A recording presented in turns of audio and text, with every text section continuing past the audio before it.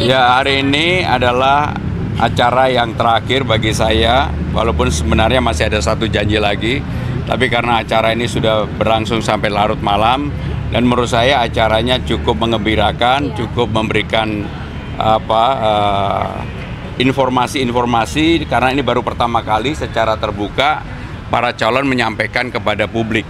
Dan saya merasa happy, merasa bahagia karena apa yang menjadi pikiran saya mudah-mudahan bisa diterima dengan gampang dan mudah bagi para warga Jakarta. Mas, ini kan kalau dari survei ini kan pasangan Pramono Rano ini menaik, tapi memang kalau dilihat dari Gen Z atau kalangan muda ini masih kecil suaranya. Ya, ada kampanye-kampanye ya kan, atau program seperti yang sudah saya sampaikan sebelumnya. Yang pertama, survei ini diambil 2 minggu setelah saya bersosialisasi yang dulu tidak pernah. Sehingga dengan angka yang kemudian di poll tracking mendapatkan 31, berapa itu, saya pribadi aja terkejut dan luar biasa bagi saya pribadi. Saya berpikir mungkin mendapatkan angka begitu sekitar 1 bulan atau 1,5 bulan, tetapi lebih cepat daripada yang saya perkirakan. Dan kalau dibandingkan dengan LSI yang disampaikan oleh Bung Jayadi udah naik 3%, artinya dalam 1 minggu itu bisa naik 3% kan lumayan. Dan saya meyakini apa yang saya lakukan dengan Bang Dul sudah on the right track. Nanti kita lihat aja kalau mudah-mudahan akan ada lembaga survei yang membuka kembali. Kalau angkanya saya naik lagi, artinya apa yang kami lakukan itu sudah benar. Dan saya yakin akan naik lagi. Oh, ada yang di garis bawah ya dari yang disampaikan dari calon-calon lain itu? Ya, menurut saya apa yang disampaikan yang paling penting adalah warga Jakarta bisa memilih dari situ. Misalnya apa yang ditawarkan pasangan nomor 1, nomor 2, dan nomor 3, dan itu menjadi pilihan yang bisa dipersandingkan. Walaupun tidak ada debat dalam acara ini, tetapi kan apa yang menjadi gagasan, pikiran, termasuk saya pribadi yang lebih menekankan urusan lapangan kerja, pendidikan, dan juga kesehatan, itu adalah hal yang kemudian dipersilakan kepada warga Jakarta untuk memilihnya. Mas Pram, tadi kan melihat ada 2 kandidat yang lain lagi, ini apakah optimis nantinya bisa menang? Ya, kalau saya naik terus pasti optimis. Jadi kalau kemudian nanti katakanlah minggu depan ada lembaga survei dan mengumumkan saya naik, berarti saya udah on the right track. Karena memang persoalan saya hanya satu, waktu. Makanya saya kerja keras untuk itu. Mas Pram, tapi ini di dalam salah satu sesi tadi Mas Pram sempat bilang mau bisa lebih tegas dari Pak Ahok. Ini mungkin boleh dijelaskan tegas dalam Mas. Jadi cara dalam mengambil keputusan, karena apa yang sudah saya lakukan kan terbukti. Misalnya di tempat saya sebelumnya kan saya udah tidak lagi menjadi Menteri Sekretaris Kabinet. Saya adalah yang memulai program yang namanya bisa bekerja dari mana saja, work from everywhere, termasuk daycare yang ada di lembaga istana yang dulu tidak pernah ada, dalam era saya menjadi ada, sehingga ibu-ibu yang katakanlah punya anak kecil, kemudian lagi hamil, kewajiban negara untuk menyiapkan itu, dan saya siapkan untuk itu. Inilah terobosan-terobosan yang dilakukan, ya. Mas Pram, terakhir, kalau ngomongin soal tadi kan sempat menyinggung soal lapangan pekerjaan. Kalau ngomongin soal lapangan pekerjaan ini tidak jauh dari transportasi. Nah, plan atau program Pramono Rano untuk LRT MRT ke depannya seperti apa? Jadi saya akan menyampaikan kepada publik, dan ini kesempatan yang baik, bahwa untuk 15 golongan di Jakarta, ada ASN, TNI, Polri, disabilitas, mungkin para pekerja seni dan teman-teman wartawan juga ya, boleh dicek. Yang dulu dibebaskan untuk busway, kalau saya dikasih amanah, saya akan minta bekerja sama dengan pemerintah pusat yang namanya LRT, MRT, yang 15 kelompok golongan ini juga harusnya dibebaskan. Saya akan fight untuk itu. Berarti gratis ya, Pak? Gratis. Termasuk yang sekarang digratiskan untuk busway, yang disabilitas, TNI, Polri, pekerja swasta yang pendapatannya kurang, dan juga ASN, saya akan gratiskan.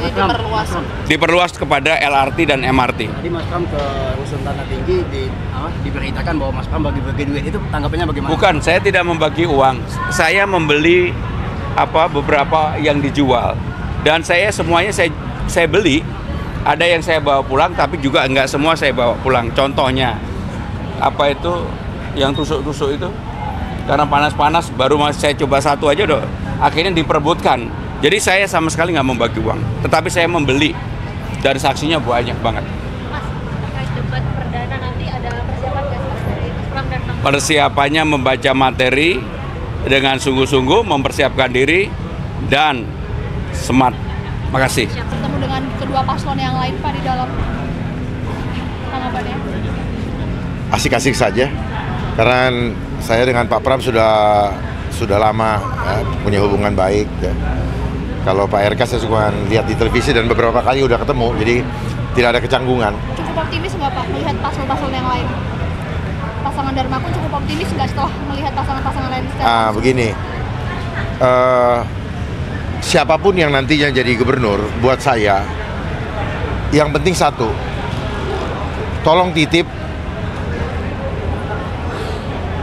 pastikan Jakarta aman.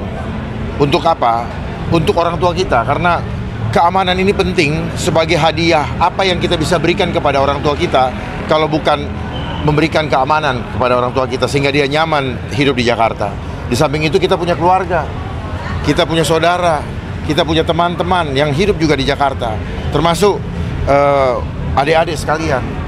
Untuk apa kehidupan nyaman tetapi bermewah-mewah tetapi tidak aman, terganggu, adabnya hilang. Kalau adab hilang, jangan harap akan aman. Ya. Banyaknya kejahatan pun karena hilangnya adab. Banyaknya pengangguran. Untuk apa memberikan lapangan pekerjaan kalau ujungnya hasilnya tidak beradab? Ya. Keamanan itu dari adab. Bukan orang berlomba-lomba saja untuk mempunyai uang.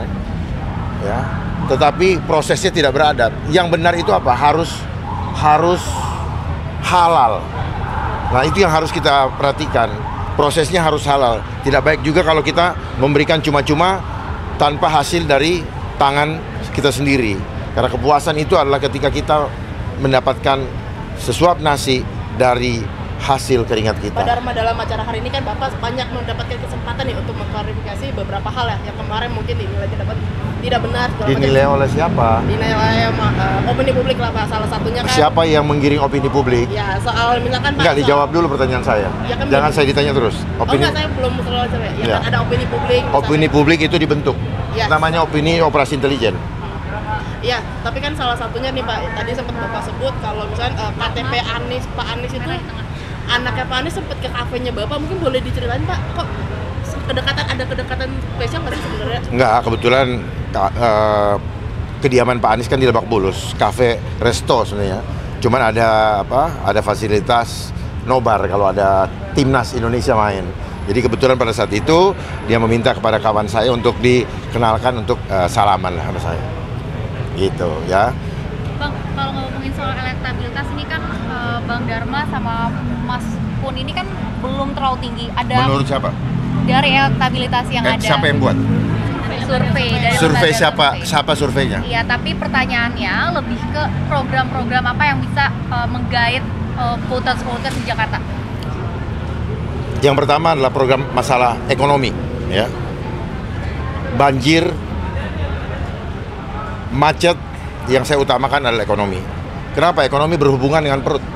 Oleh sebab itu, pertama saya tadi sampaikan bahwa kasih kerja kepada warga yang belum punya pekerjaan.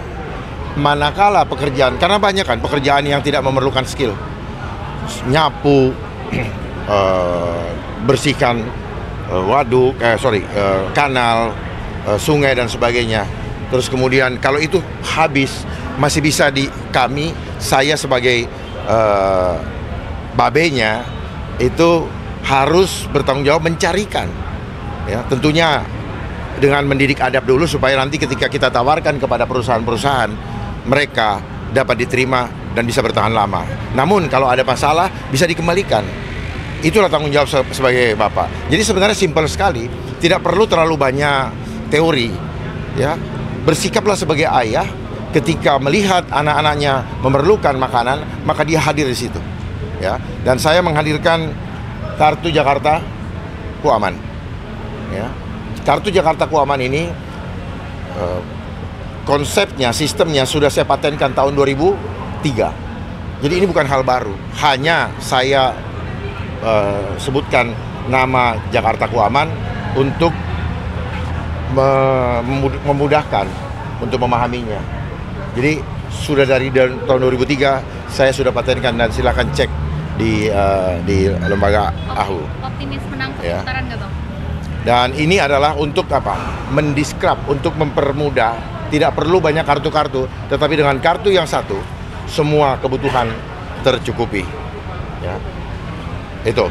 Sebenarnya tadi kenapa agak sensitif sama elektabilitas sama tadi survei dan juga dari opini publik. Bukan sensitif. Saya belajar mengajar untuk berpikir kritis.